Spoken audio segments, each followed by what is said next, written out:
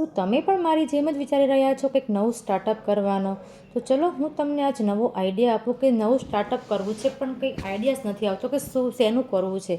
તો આ બિઝનેસ તમે સ્ટાર્ટ કરી શકો છો. તો આ બિઝનેસની માંગ એટલી બધી આવશે ને કે તમે બનાવતા પણ થાકી જશો. એટલું બધું આ તમને બહુ જ ફાયદો કરાવશે અને ફટાફટ બની જાય છે. તો મેં ચોકલેટ સ્પોન્જને ગેસ ઉપર 30 મિનિટ્સ માટે બેક કરી લીધું હતું. સ્ક્રેચ છે ચોકલેટ સ્પંજ કેવી રીતે બનાવું, તમારે જો રેસીપી જોઈએ તો મને જરૂર કોમેન્ટ કરો, તો હું તમારી જોડે સ્ક્રેચથી ચોકલેટ સ્પંજ બનાવવાની રેસીપી શેર કરીશ. તો બાઉલમાં મેં ચોકલેટ ગનાશ એડ કરી દીધું છે. ચોકલેટ ગનાશ બી મેં કેવી રીતના બનાવવાનું છે મેં આગળ વિડીયો શેર ઓલરેડી કરેલો છે, તમે ત્યાં પણ જઈને ચેક કરી શકો છો.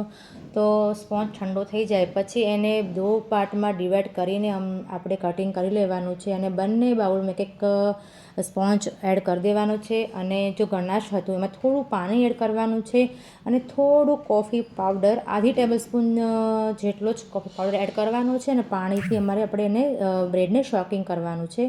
વ્હિપિંગ ક્રીમ હતી આપણે સરસથી બીટ કરી લીધી છે. એમાં મેં થોડું ગનાશ એડ કર્યું છે ટેસ્ટ માટે. આથી ટેસ્ટ બહુ જ મસ્ત આવશે બાઉલનો, હું તમને ગેરંટી આપું છું. એકવાર નવું સ્ટાર્ટઅપ કરવા માગો છો તો આ સ્ટાર્ટઅપ કરીને જુઓ, ખરેખર તમને બહુ જ આમાં મજા આવશે તમારે કરવાની આ બિઝનેસ. મારો તો આ બધું વસ્તુ માટે હોબી છે મારો, એટલે હું આ બધું કરું છું અને તમને જોડે શેર કરું છું. તો આપણે ક્રીમને ઇક્વલી બધી જગ્યાએ સરસ ફેલાવી દઈશું અને આપણે ફ્રીઝરમાં આને સેટ થવા માટે 15 મિનિટ માટે રાખીશું. 15 મિનિટ થઈ જાય પછી બાઉલને બહાર કાઢી અને મારી પાસે ગનાશ છે એ ગનાશ આપણે બાઉલમાં એડ કરી દેવાનું છે.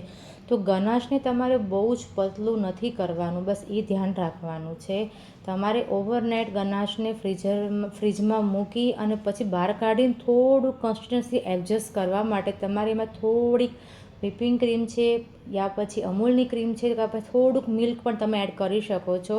અને કેકની ઉપર આપણે આવી રીતના ગનાશને ફેલાવી દીધો છે બાઉલમાં.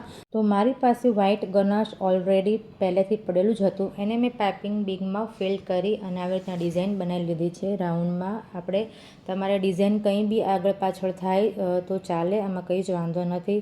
પછી એક ટૂથપીકથી હેલ્પથી આપણે લાઈનને અંદર ખીંચવાની છે. તમે જોવો છો મેં વિડીયોમાં જેવું બતાવું છું એવું જ તમારે સેમ ટુ સેમ કરવાનું છે. એક લાઈન અંદરથી ખેંચો, એક લાઈન બહારથી ખેંચો તો પાન જેવો શેપ આવી જશે. તો એ ચોઈસ તમારી છે કે તમારે કેવી રીતના ડિઝાઇન કરવી છે. ઉપરથી સાઈડમાં હું થોડીક ચોકો ચિપ્સ એડ કરું છું કારણ કે કસ્ટમરને મને કીધું હતું કે મારા 2 બાળકોને ચોકલેટ બહુ જ પસંદ છે, તો ચોકલેટનો વધારે યુઝ કરજો, એટલે મેં ચોકલેટનો વધારે યુઝ કરેલો છે. આગળ પણ મેં તમારી જોડે બાઉલની રેસીપી શેર કરી છે શોર્ટમાં, જે તમે ચેક પણ કરી શકો છો. અને ઉપરથી મારી પાસે કિટકેટ છે તો હું ડેકોરેશન માટે કિટકેટ પણ અંદર એડ કરીશ. અને હું તમારી જોડે વિડીયોમાં એડ કરતાં ભૂલી ગઈ છું, મારી પાસે ક્લિપ નથી, એટલે એક કિટકેટની સ્ટ્રીપ હતી એ મેં ક્રશ કરી અને અંદર ફિલિંગમાં એડ કરી છે. તો આનો ટેસ્ટ ખરેખર બહુ જ મસ્ત આવે છે. તો આ વિડીયો તમને આજે જો કેવો લાગે છે અને એકવાર બનાવીને ટ્રાય કરો. અને બિઝનેસ નવું સ્ટાર્ટઅપ કરવા માગો છો તો સ્ટાર્ટઅપ પણ તમે કરી શકો છો. તો વિડીયો થોડો બી તમને હેલ્પફુલ લાગે છે તો વિડીયોને લાઇક કરો અને ચેનલ પર નવા છો તો ચેનલને સબસ્ક્રાઈબ કરી લો. અને તમારે કેક રિલેટેડ કંઈ પણ પ્રોબ્લેમ છે તો તમે જરૂરથી મને કમેન્ટ કરો, તો હું તમારું સોલ્યુશન જરૂર લાવવાની કોશિશ કરીશ.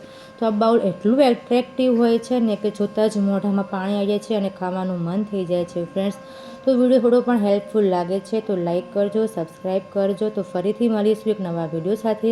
ત્યાં સુધી આપણે બાઉલને ફ્રીઝમાં સેટ થવા માટે મૂકીશું અને પછી જ કસ્ટમરને આપીશું. તો ફરીથી મળીશું. Bye bye.